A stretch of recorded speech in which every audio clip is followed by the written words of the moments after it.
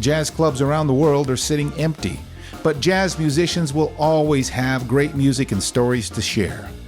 And since jazz fans aren't able to get out to hear great music, we will deliver jazz to you at home. Welcome to Jazz Home Delivery with Tim Tamashiro.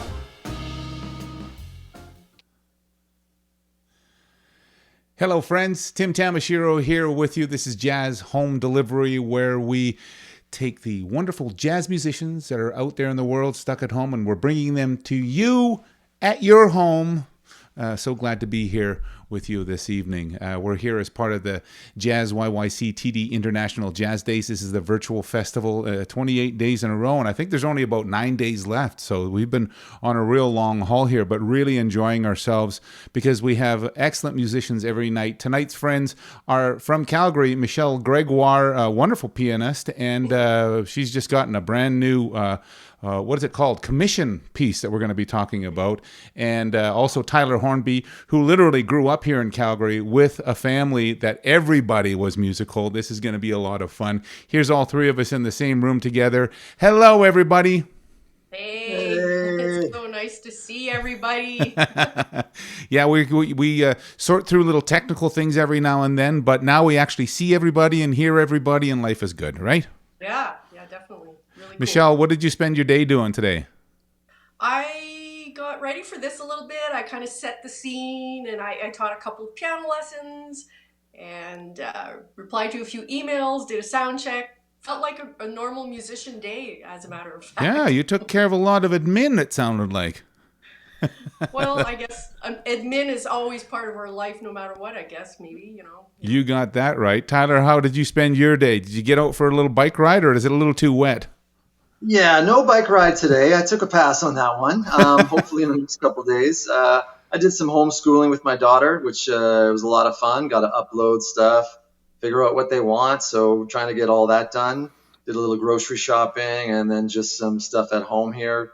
Trying to clean, trying to stay on top of it, and prepped also for this a little bit as well. So life goes on, and that's the thing, I guess. Life goes on. We just keep on doing what we do in order to be able to, maintain some sort of a sanity and some sort of a schedule, and then and we just happen to do music as well, right?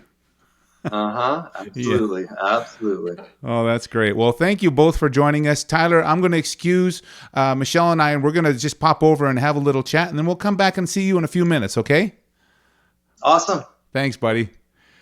Oh, there's Michelle and I, Michelle Gregoire. Very nice to see you. I love your background. It's like you have a professional film set there.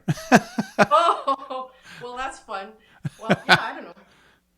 I bought that plant at some point, and it's coming in very handy as a background for my little video sessions here. So I've been scouring the house trying to see what I could do to create this environment, this new world. It's a new world. It is a new world. And I pointed out, not only do you have a beautiful piano, but you have that beautiful painting behind you as well. Who painted that? My mother, of course. I'm another child who's had a very artistic parent. So my walls are full of her stuff. We find so many musicians that are blessed by their parents with art. So good on you. You're a lucky girl to be able to have such lovely things around your house. So yeah, especially that one. It's huge. It's worth a lot of money. Yeah, I'll bet. What are you drinking right now? Oh, it's so funny because I asked Tyler at the sound check, Tyler, what are you going to drink? And weirdly, we're having the exact same thing, which is a little cranberry soda cocktail here. And I put some frozen raspberries in there. Oh, it's all fresh. Did you add any gin or anything? Mm-hmm. Oh, you did? Okay. That's because I'm drinking a gin drink as well. But I was hoping, Michelle, that you were going to say that you're drinking instant coffee. Oh, yeah, that was the other option, right? To bring in, I forgot to grab my. I should show you the brand, and all that. But yeah, I don't know. I don't know what it is. I think they make it better now. That's my theory. The instant coffee is a thing now. And I was mentioning to you just the other day that not only do you love, obviously, instant coffee, but Katie Lang put it out there into the Twitter sphere the other day. Okay, I admit it. I like instant coffee. And it was like a tsunami of comments and whatnot. But instant coffee is better these days, right? It must must be, that is so weird, because recently, maybe around the same time, there's something about the universe telling us to tell everybody about instant coffee. Must be a planet in that certain spot in the astrology zone or whatever. This is what we need to do. It's very quick. It's early. It's, you don't plug the water in the morning, and it's a great little option when you're in a rush and stuff. So. I remember how it used to fizzle when you fizz when you poured it in. Oh my God, that's hilarious. It did? Yeah, it used to actually kind of fizz like it had a little soda in it or something like that. Wow. Anyhow, you were telling me, now we'll get into a little bit of musician talk, like real life talk. You're telling me about how you started to find out when your friend musicians were in town, maybe playing gigs, and how you started just calling them up and saying, "You're coming to my house for a home cooked meal." Tell me the genesis of this. I love it. Oh, well, I love having people over, period. And it seems to me that when some of my friends are in town, what better way to visit with them than to not just hang out, do a hang, which a lot of us will be, of course, willing to do, but come by for a meal or a little charcuterie or something. We'll join in with some local musicians as well, and maybe have a special gathering. And so I've done a little bit of that, and I would love to do more whenever we get back into it. But having people over, and Tyler, of course, has experienced this himself. Oh, personally, there you go. Friends over for dinner and treating them to as fine a meal as I can create is such a joy for me. I just absolutely adore it. For touring musicians, that is such a rarity, and I'm sure that they really, really appreciate it. Are they getting to the point where they're just kind of expecting that when they come to Calgary, Michelle's going to have a charcuterie or something like that? I don't know. Maybe a couple of my close friends might expect it, but I don't know. You know, sometimes it's hard to fit it in, but when we can, it can be a really special time. So yeah. Hey, everybody's welcome. Everybody's welcome. You're going to have so many people at your house now. In lieu of connecting with musicians, your musician friends in person by inviting them for dinner, what is it that you're doing now to stay in touch? Because it sounds like you're really enjoying the internet to be able to do that. Well, I guess I'm enjoying it. I'm forced into it, but well, what else can you do? You know, you do a little FaceTime and some Zooming, and you know, I don't know. I think that reaching out was something I figured out I better do, because I was not realizing maybe that it would hit me that I'm feeling a little bit like I need to reach out. So I had a great. I was just chatting with a good friend, another friend back in Toronto. You guys know him, Mike Murley, and telling him, you know, he's very much an inspiration for me because he's encouraged us to stay home and that it's really important. And I'm always hearing his voice in my ear. So I guess he just felt like he wanted to help me out. So he gathered up all the guys in my Toronto band and we set up a Zoom session. We had a couple hours of cocktails and a Zoom hang. And it was honestly, what a lovely thing for those guys to do, never mind. And of course, you'd never be able to do that in normal life, like just get together on such short notice. Everybody's so busy, and as if that would happen, you know. So that was just such a lovely gesture, first of all, and thank you, Mike, for putting that together. And also just so nice to see those guys again. And for sure. Hang out. It was really, really special. That might be something that you'll remember for the rest of your life, you know? It's a highlight of the COVID. I'll probably look back and think, you know, that was one of the more special, fun things that happened during this absolutely crazy time. Yeah, for sure. And then, apparently you're getting sous vide recipes from another friend of yours in Toronto, the great David Braid. Well, Braid is a very convincing guy. I think he actually is the guy who convinced me to move to Calgary. So that's just to tell you what kind of impact he can have on me. I trust everything he says, apparently. But yeah, so he's been harassing me to get a sous vide. We've been sharing recipes for a while. Yeah. And so I eventually got a very inexpensive one. And so now he's sending me all his best recipes and he's encouraging me to pick up some fish. And you got to try. I'm going to make some yogurt this week. Oh, wow. You can do yogurt in a bag.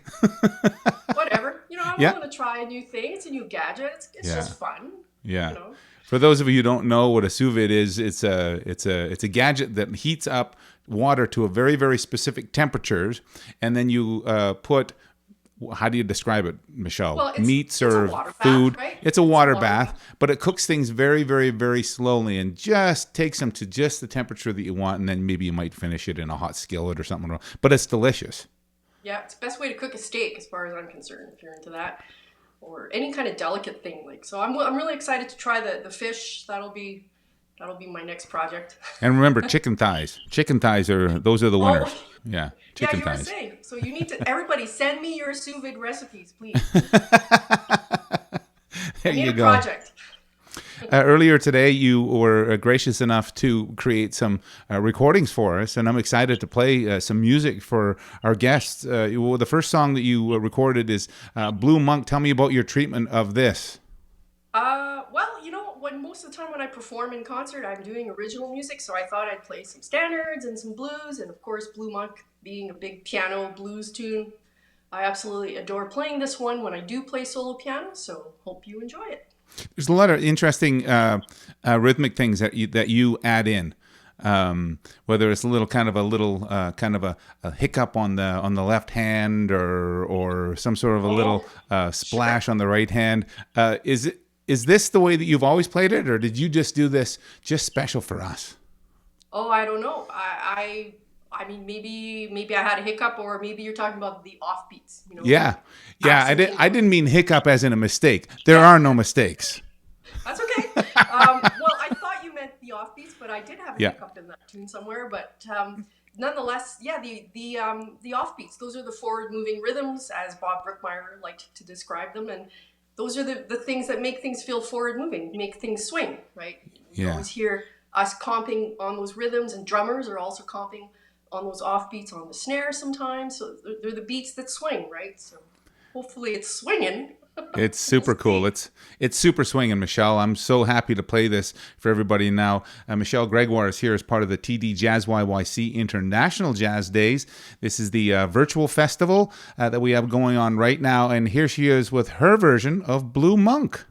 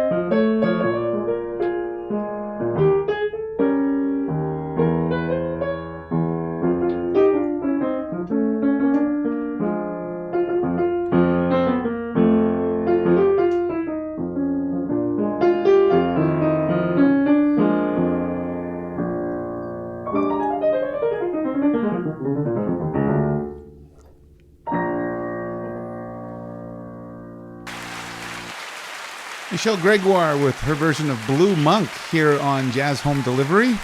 Very nice. You're just swinging hard there. That's what I like to see and hear. It always blows me away when I watch great piano players like you. I'm always noticing how your mittens are always just like almost like beside each other the whole time. You might reach over just a little bit with the left hand, but right there, it's magical to me.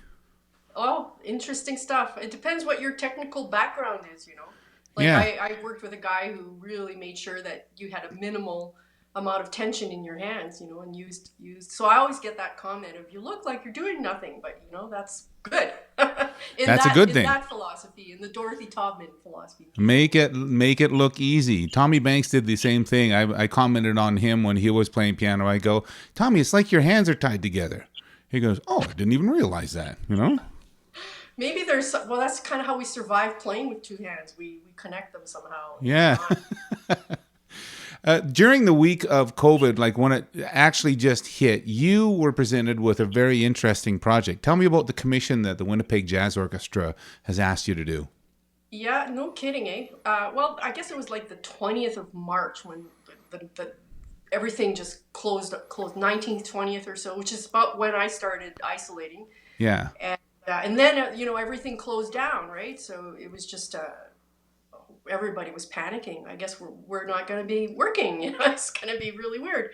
And throughout my career, I've had these experiences where I guess you wonder if you should continue with music, or maybe there's a different path for you or something. Yeah. But it wasn't even a week later that I heard from Richard Gillis, who had sort of hinted at another commission, but that was back in the fall, and there was nothing settled about it.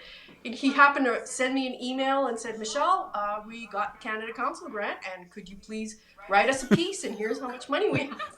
Just like, what?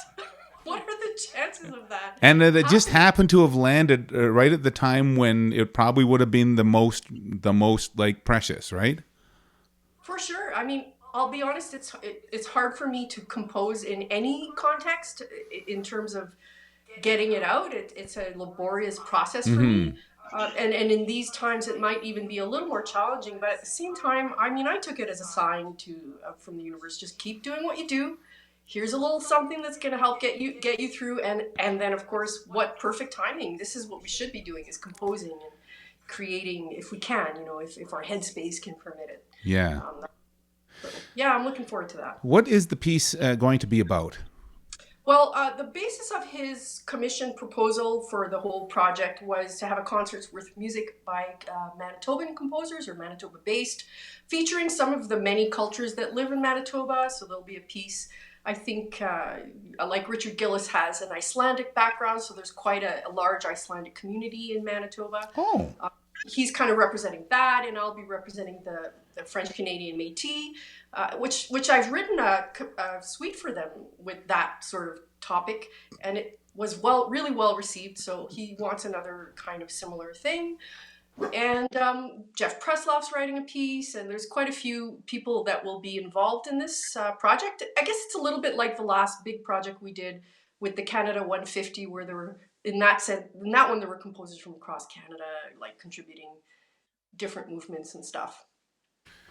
Yeah, well, that's going to be exciting to hear, and so it will be an extension of the past work that you've done in terms of the music that you've done in celebrating Métis.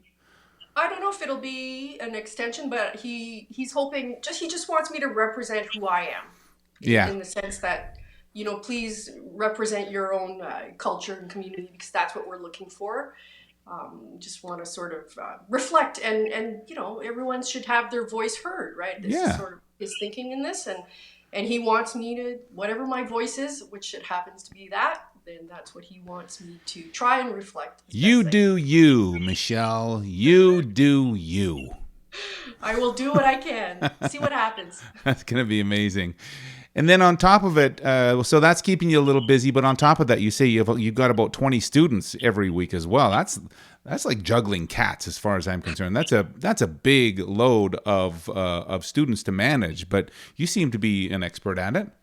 I'm an expert of finding a good partner. So I figured out at some point that partnering with good schools and good good people. You know, Yeah. I was working with Cornerstone Music for a while, and now I've partnered with Morin Music. Carmen Morin, who's an outstanding classical pianist, has a wonderful school. It's a little closer to where I live, so I Nice. just they're doing such great work there. They're an outstanding admin team. Yeah. There's also a really big team of other teachers, so the resources are, you know, it's really nice for me to reflect some things off of other teachers, and so I'm just improving my pedagogy. Yeah. And you know, I love teaching. I've got some very fun students, and doing what I can. I'm sure they're Whatever I appreciating. got. I'm sure they're appreciating it very, very much. So this next song that you've prepared for us is, I bet you this would be one that you would probably teach your students who are learning jazz piano. This is a standard that works so well in so many contexts, especially on the piano. Tell us what you've chosen. Well, another standard. This one is Stella by Starlight. I know, very Yeah. common standard, but it's just such a beautiful tune. And whenever I play this tune, I like to do an even eighth note kind of ECM feel with it. So it's a little different twist on it, and it's just an enjoyable piece for me to play. So it's a little selfish choice, but As long as you enjoy it, then we're going to enjoy it. I promise. So without any further ado, ladies and gentlemen, Michelle Gregoire is here as part of the TD JazzYYC International Jazz Days Virtual Festival. I'm excited to play this for everybody because it's a dear song for me. I really enjoy Stella by Starlight. Here's Michelle Gregoire.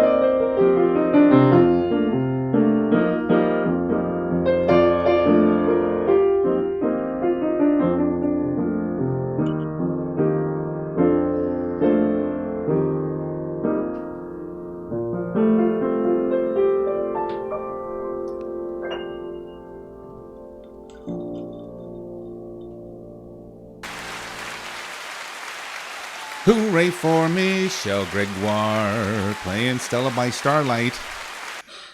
You do have an ease about you. Oh, that's good. There's a grace. There's a grace on the piano. Really, really enjoyed that. Thank you so much. Well, thank you. It's it's a treat for me, and I don't know if anybody else feels this, but to be able to hear musicians perform on the instruments that they have at home, that is the most intimate thing that I could imagine in terms of sharing music, because that's what you hear when you practice, or that's what you hear when you're just enjoying yourself, enjoying your day, enjoying music. So thanks for inviting us in to be a part of that.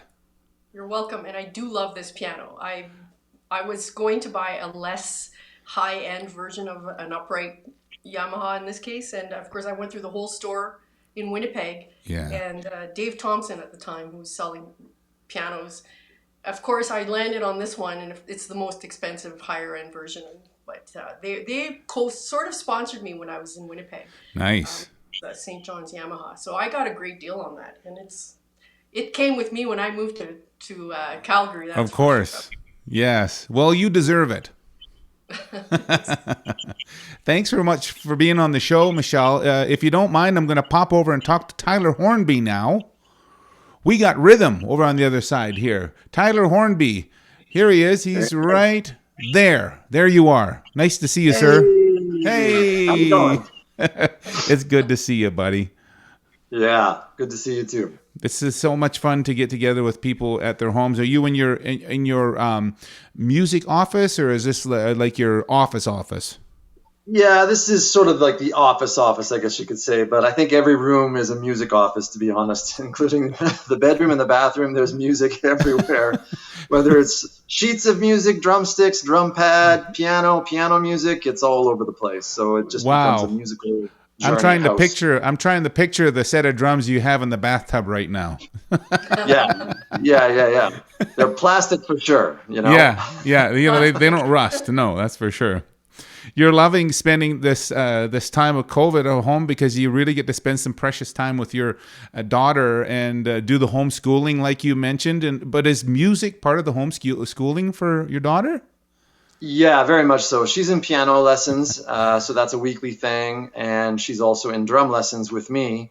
So that's awesome. Usually a weekly thing, and she loves that. We do some work on the drum pads and have some fun with that, and she will just sit on the drum kit sometimes and just explore for a little while and take little solos and improvise, and she's singing away as well, which is no surprise at all. So it's really fun. I'm loving having the time with her in the homeschooling. Just uploading all those assignments. That's the one thing I could maybe go without, but that's just part of the process. Yeah, because doing the work is one thing, but having to go through the extra admin of making sure that it gets submitted so it can be marked, that's a big deal, right?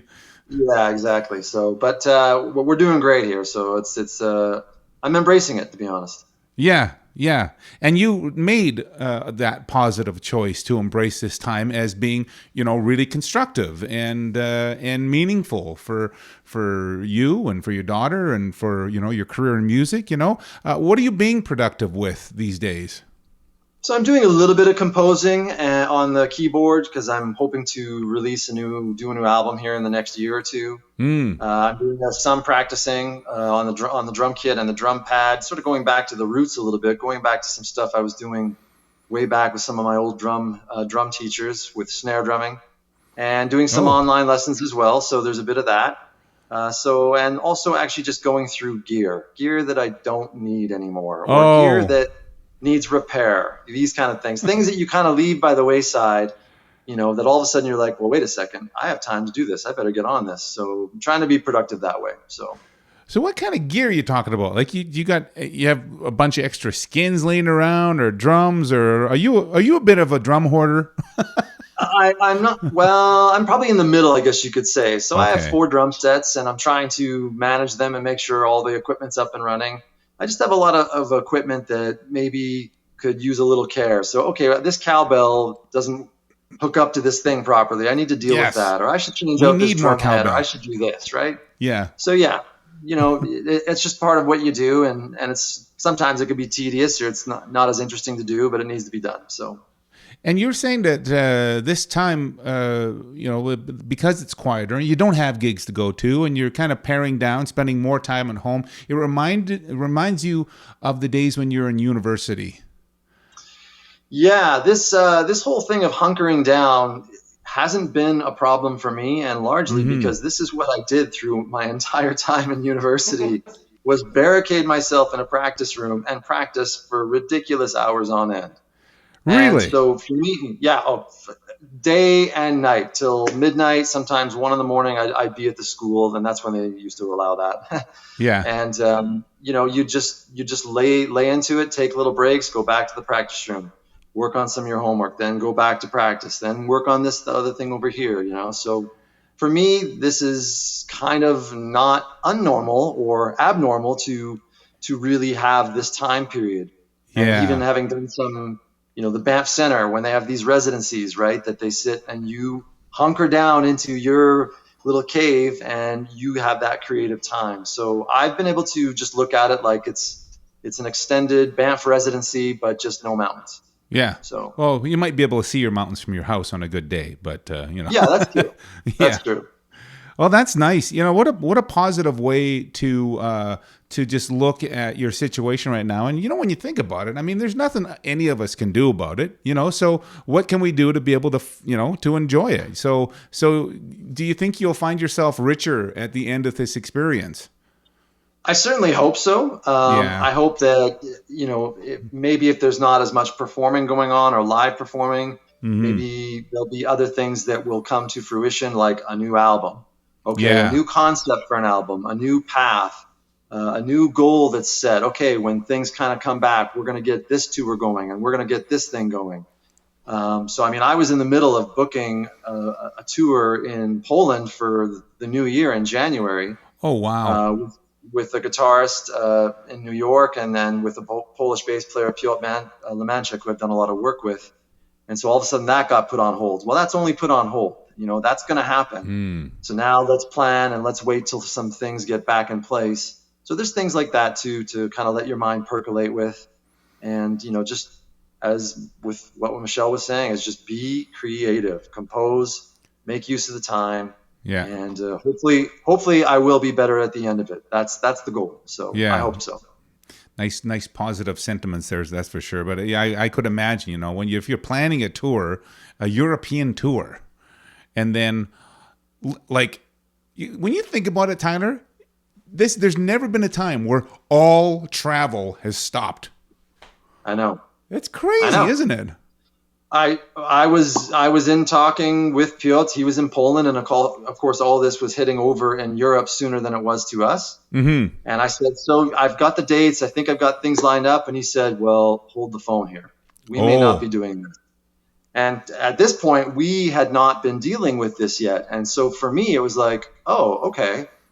And then, of course, several weeks go by, a month goes by, and all of a sudden now you're like, "Oh, okay, I get it." Okay. Yeah. Now we understand what we're dealing with. So, but it'll happen. It's just going to happen a little later. That's all. Just happen later. That's exactly it.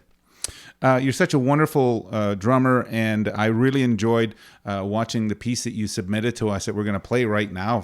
It's an improv, and I was just taken by how many different tones and sounds and shimmers there are in your drum set. I mean, it's astounding when you think about it. And you're probably just scratching the surface, right? Absolutely. There's a lot more where that came from. And I try to do different tones and get different sounds from the drums. And of course, in this solo, I'm trying to actually go into different styles and trying to morph things a little bit. So I love trying to get different tones and just to try to produce and allow listeners to hear the drum set in a different way. Yeah, because drums are not all just pots and pans. There's so many intricacies about them, right?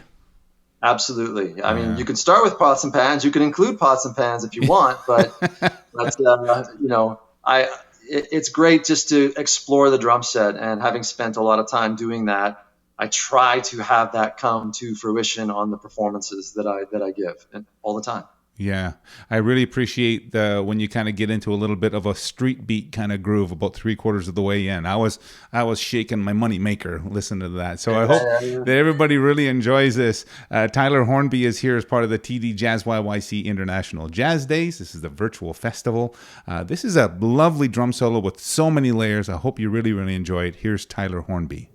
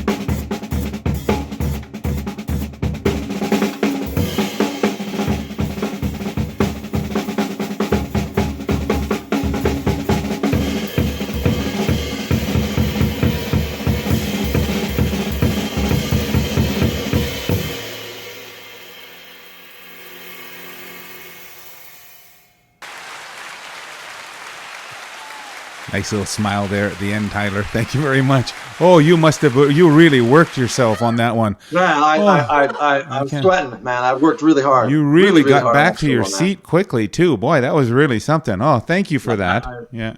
Yeah, ran here in seconds. Yes. See, well, I was just thinking of the audience. See how many different flavors and how many different sounds and how many different textures and whatnot you can get out of one set of drums. And like you said, you're just scratching the surface, right? Absolutely. There's more to come.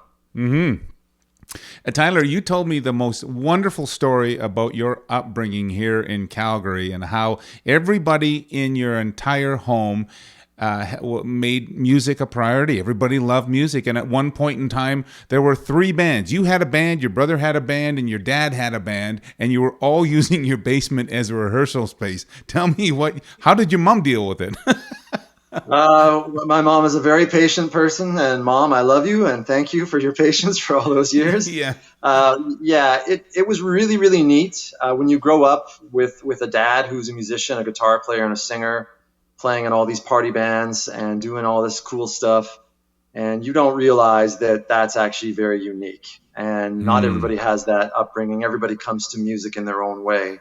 So my dad had his band, and so being a very young boy and watching them rehearse before I even started playing the drums was so inspiring. And I always wanted to go to the drums and touch them and play them, and they all look so shiny and cool, right? And I still think that way, actually. So now as you get older and you sort of choose an instrument, and my brother being a bass player, and so sometimes we would jam, just the 2 of us, and he had a band, and then when he got into high school, I got into junior high, and then I had a band, so we had 3 bands going, and literally it was like, okay, well, who's rehearsing when? So then you were sort of fighting for space, not fighting, but just trying to agree upon, okay, I've got this Saturday afternoon, what time are you, this kind of thing, right? So it was really neat, though, just being able to see other drummers who were older and better than me being a young kid. So that was very, very inspiring. And, it was really, really neat to have a household with so much music going on. It was very, very cool. Yeah, and I could tell that you probably weren't being guided by your parents again, saying, no, don't touch that set of drums. They probably encouraged you, right? Absolutely. They were, look, if this is something you want to do, then great. Then do it. And, we're going to put you into lessons. So, I started at the age of 10. And of course, when I started, I was terrible. You don't know what you're doing, right? That's so then I started to get some private training and some lessons. And that really was the game changer. That really got me on the right path with good technique, reading music, learning different styles. And it just took off from there. So it was really, really cool, to have that encouragement. What a special way to be able to grow up and to be able to have that influence and that support from your family, and that they all love doing it as well, and to learn the craft is one thing, but your first job was doing what for your dad's band? So my first job ever really was being a roadie for my dad's band. So of course it was. So I would be sitting there in junior high, and I'd be going to work like at midnight or 11:30, and you'd be, where are you going? And I'm like, well, I got to go roadie. My dad's playing downtown, and so my brother and I, we were the roadies for my dad's band festival for many, many years. I knew every loading dock of every hotel by the time I was in grade 9, 10, probably. No kidding. And I remember going in and going early.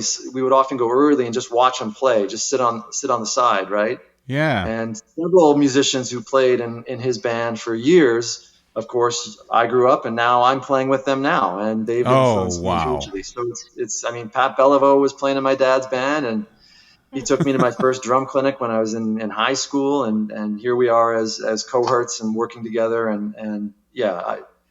to see that, you grow up a lot when you're that age and you see downtown life and you're young. You grow up a lot. You mature very, very quickly. You become very, very wise of a lot, and you see a lot of different people, both in great situations and some in lesser situations. So it's very, very eye-opening.